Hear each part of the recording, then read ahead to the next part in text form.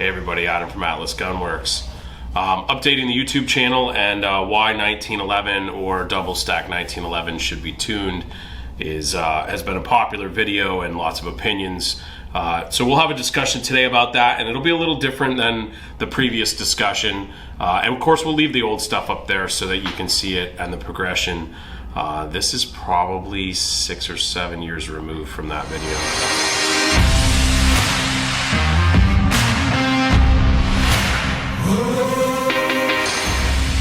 So the concept here is that the guns, and we only have our guns here, and I've got an old gun that built a long time ago before we even had our name on the frames, which is still a great gun. And then we've got some guns that are a little newer, right? So we've got an Athena and an Erebus. And these are all double stacks, and they're built on the modular frame system that had a patent for a while. But this applies generically to all the John Browning guns. So I'm really speaking to the John Browning 1911 design. And so there's a couple different things to keep in mind here. That design was never really intended originally to be super precise. So guns with no frame to slide movement. It's be super parallel and perfect in every way.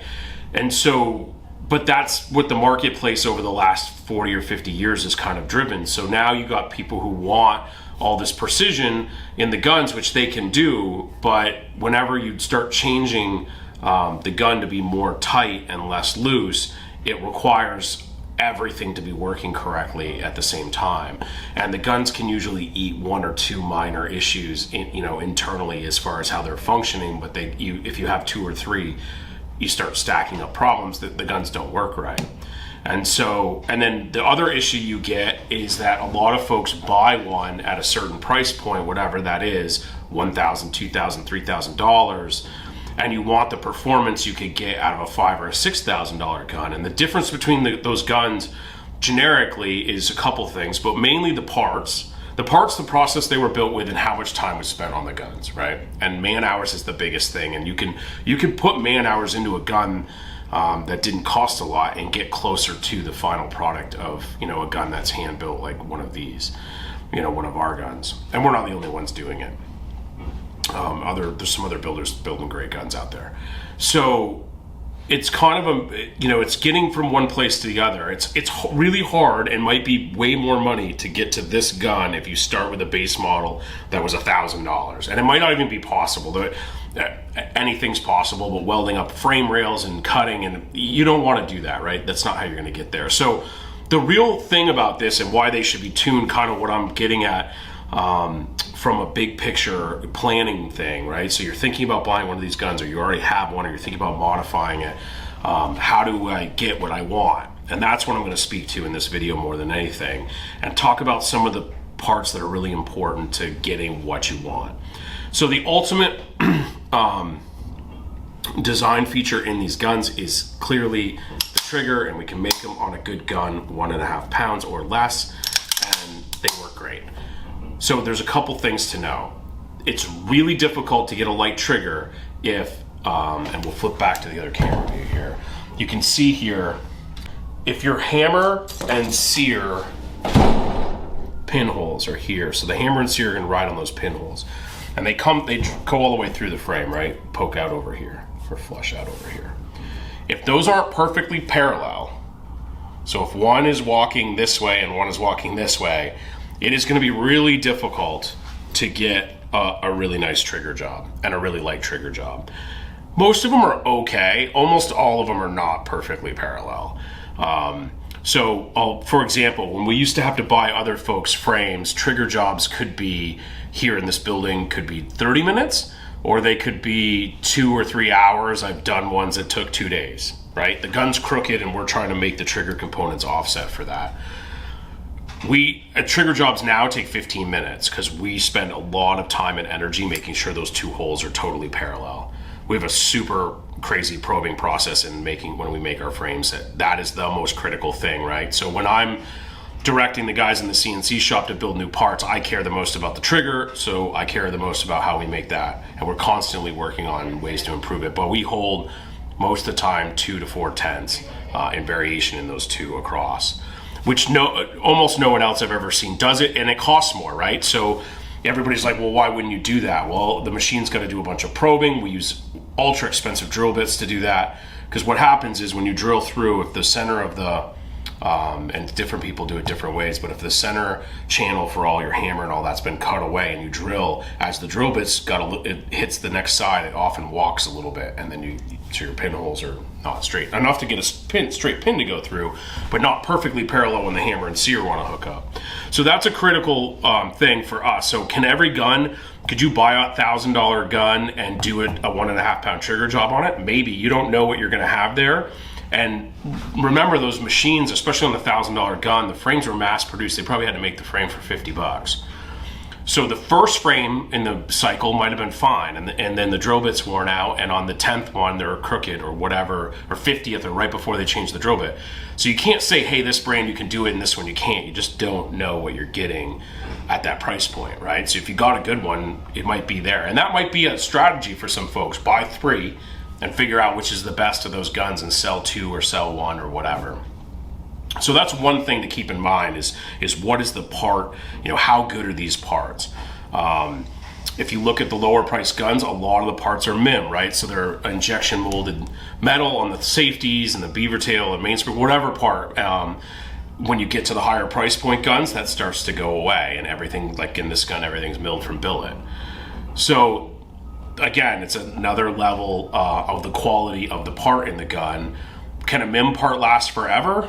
It might. If we were gonna do 10,000 up and downs here with a machine, money is the MIM parts break first, and then the fit and finish and what you get and look on a MIM part's not as nice as a billet part. Billet parts cost more to make, right? So the machine time, if you take a big horizontal machine at $60 an hour or whatever you want to call your run time plus the material, there's a good amount of, and then some finish process to them before you even retail them. There's a fair amount of time in making a billet safety, but in theory they're a much better part, and the fit and finish, if you want to put extra time into them, are much better. There's the availability to have that next level.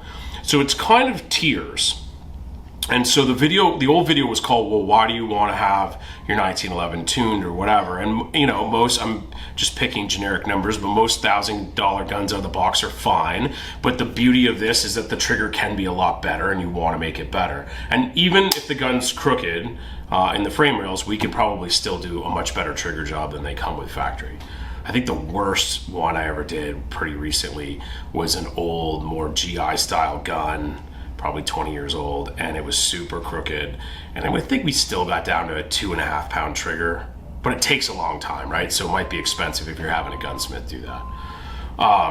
So the trigger's great, right? What's the second coolest thing about a 1911? The barrel setup. And this is super discounted, and you see the barrel setup in these is phenomenal. And so a proper barrel with a proper barrel fit in these gets you an ultra accurate gun. So what you see in a lot of the competition stuff, and not even necessarily the speed shooting competition, but the guys trying to put bullets in the same hole, is that they're using a 1911 style gun. Why? Because if we fit the barrels properly, the accuracy is second to none. And so this is, again, true of the lower price guns. You might be able to buy 2 and swap parts back and forth. You buy a gun like this, every part in this gun is built to fit this gun, all hand fit. So you can't swap parts between guns. This barrel is only going to work in this gun, in theory. And so that level of precision makes a big difference. And so the other part that really matters here is that the John Browning design is ultra complicated. Even though it's genius, it's ultra complicated. And so when we start to tighten everything up, which it wasn't really designed to do, everything has to happen just right for the guns to work properly. And so a little more attention in a whole bunch of spots makes a big difference. So how clean your breech face is, and how polished your breech face is, and is it perfectly parallel? How's that case coming up on the breech face? How's that working? Your barrel ramp, most of these guns now run ramp barrels. Do we have the right angle, and is it polished, and is my chamber polished, and is the transition between the ramp and the chamber have the right crown and right angle to it? It all matters, because these things are moving. Well, these are cycling in 4/10 of a second in most cases. And so if you've got a gun that works, this is a why it should be tuned video. So if you've got a gun and it works, you want to be really careful to just decide on a couple things that you want to do one at a time to try to improve the gun, and then you decide if you carry on. But if you took a lot of these guns out of the box, take $1,000 mass-produced gun by one of the big manufacturers out of the box, it runs probably because, in our opinion, it's oversprung, right? So it's got an 18-pound recoil spring that's yanking bullets up off the magazine. That isn't particularly awesome to shoot, but it's really effective in yanking a bullet into the chamber. And when we lighten the springs, the guns feel better to shoot, but now we have less oomph pulling the bullet up into the chamber. And that spring's overcoming my ramp angle, potentially, how polished my ramp is, how good the transition to the chamber is, how good the chamber, how smooth the chamber is. It's overcoming potentially my extractor, catching the bullet, letting the bullet come up behind the rim of the bullet, come up into the extractor onto the breech face, or letting it hop over. The big spring will let it pull over. There's a million factors to these things, and there's a lot going on when it all happens in 4/10 of a second. So if you've got a gun that runs, you pick the couple things, and if it's me, it's first things getting the gun to fit right, and then it's the trigger, right? So I get a gun, I don't like the way the safeties, it hurts my hand, whatever. I'm going to change those parts, and then I'm going to try to do a trigger job to the gun. And if it takes a good trigger job, then maybe you can do more to it, maybe you don't have to. But you're going to potentially, when you start making the gun shoot a little better by springing it down, like this gun's probably got an 8-pound spring in it. So take that from your government 45 ACP that probably has an 18 in it. They're just massively different, and this energy coming forward is just, almost half, let's say, or maybe even half. And so that's the theory that you've got to go on, is how much and where do I want to go. So there's folks that will see these guns and say, oh, $6,000, $7,000 for those guns, it's crazy. And all you're paying for is more machine time and more man time, right? It's not necessarily just something that's marked up because it's fancy and it looks cool. And so, like, if you looked at the Atlas guns, all of the Atlas guns are pretty much identical inside. They might need different length parts or whatever, but all the parts are the same. If you get a gun with a carry trigger at 3.5 pounds, it's the same exact setup with more spring tension than a gun that has a 1.5 or 1 3/4 pound trigger. And so the guns are all the same. We change the external dimensions and weights and balance points to get different returns for different purposes, right? Because we care about the gun lifting and recoil and coming back to the same spot. And are you going to get that on a $1,000 1911 that's 9mm or 45? No, not out of the box. So that's kind of the quest we're on, in this conversation, and how to chase that. But all of those really small things add up to making a huge difference. And if you have something that's working, I'm a big advocate of not changing the things that work and improving the right away the things that might not work well, and then maybe going from there. The pistols are inherently accurate, right? So a $1,000 gun with a mediocre barrel fit is still going to be accurate. As accurate as this gun, probably not, but still accurate in the realm of handguns, and probably better than guns that don't have the 1911 barrel design. And so, do you want to mess with a barrel on a gun like that? Probably not. It's probably not something you'd ever realize from an accuracy standpoint. Versus the trigger's an immediate gain. Changing springs to get the recoil pattern more acceptable is an immediate change, and the fit and finish is an immediate change. And so that's kind of the thought process when we're talking about tuning. And there's a fair amount of gunsmiths popping up all over the country who are doing tuning to guns. And again, the highest level gun at an Atlas level doesn't require any tuning. All that stuff's pretty much done, and if you wanted something to be different, you'd send it to us. But if you've got a 1911 that's 20 years old and it's your favorite gun and you want to shoot it more and more, or it's a competition-based gun, which is where this conversation usually starts, then you need to find a competent gunsmith and then knock off the projects one at a time. But the guns do need to be tuned, and the de-springing them is where you're going to start to see problems arise.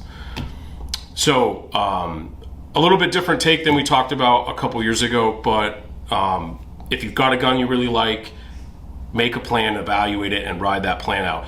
Don't get overboard if it's not going to go where you want. So if it's trending negative, if you can't get a good trigger job that you like in the gun because of the dimensions or what the cost would be to have so many custom cut parts, then just get a different gun. The gun value of $1,000 1911 is probably $900 forever, right? So we're just an advocate of there are buyers who want stock guns. Go do that. But if you and then you can back into the reliability. If you want the things to be reliable, they require some handwork. These are not just the design itself does not lend to putting an extractor in it and doing a barrel fit and then the guns just feed. And in the double stack variant, we've fought magazines for many years, and there's more options for mags than ever, and there's some really good options. We spent a lot of time developing our magazine, and that makes a big difference. And so all the things in the double stack world are getting better, whereas 25 years ago, they really weren't a mainstream product because they just needed so much attention. And the guns are better. The guns are better than they've ever been. You could buy, a double stack for a couple of grand and potentially do nothing to it and have exactly what you want. So if you've got a gun or you're thinking about a gun, make a plan, have a budget. If you want to get to the $6,000 level, you're better to probably start there. But if you want, on a budget to have a really nice double stack that has a great trigger, you can buy a gun for probably less than $3,000. Have a competent gunsmith is probably the best place to start to a trigger job and get you to what you want and then solve 99% of what you want. But it always starts with a good plan. So we're advocates of making sure your guns are tuned, do lots of testing, and always have a good plan. Hope to see you guys on the range soon.